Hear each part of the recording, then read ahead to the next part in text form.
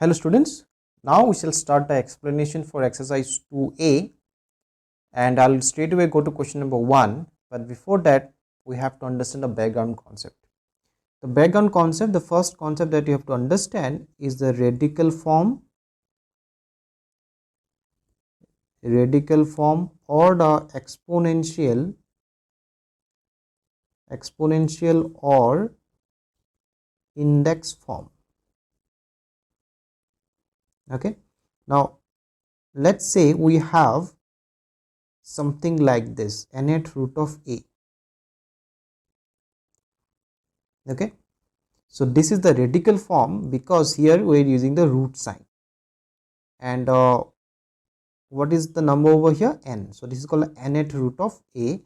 If this is exponential form, if this is expressed in exponential form, then this you have to write as a to the power 1 by n, like this.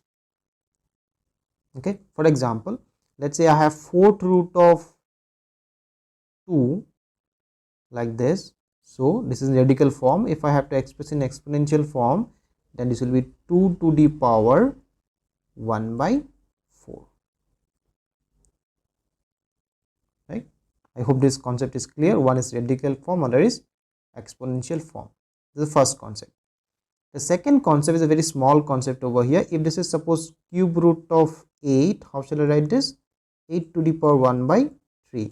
Suppose I have a 10 root of 7, how shall I write this in index form or exponential form? 7 to the power 1 by 10.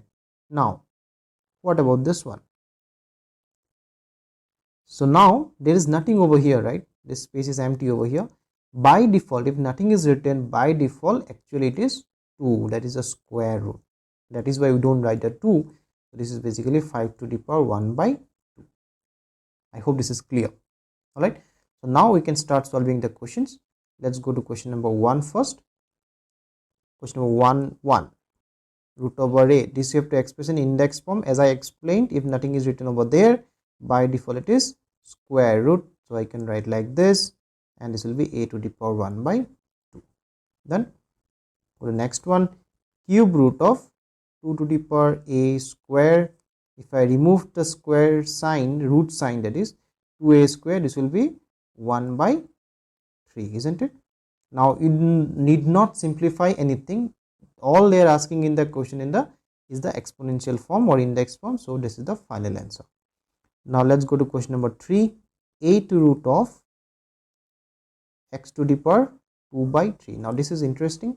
So this will give you x to the power 2 by 3 to the power 1 by 8. Okay, now these powers can be multiplied. 2 to the power 3 into 1 by 8. You must have learnt in general maths. 2 8 is 4 times. So my final answer is x to the power 1 by 12. Okay, now let's go to the next one, number 4. Number 4 is 6 root of a to the power 1 by 3 into b to the power 2 by 3. Okay, now this is a to the power 1 by 3 into b to the power 2 by 3. If I remove the root sign, this will be 1 by 6. Now this can be simplified further, of course, but all they are asking is exponential form. So please keep the answer till here. This is correct. Okay, now last one, number 5. Double roots are there. So root over 15th root, then third root of x to the power 5. Now this is interesting. What I'll do, I'll break the first root first. So I'll break this bracket, that root. So third root of x to the power 5 to the power 1 by 15. Okay, now I shall break the other root also, x to the power 5 to the power 1 by 15 whole to the power 1 by 3, like this.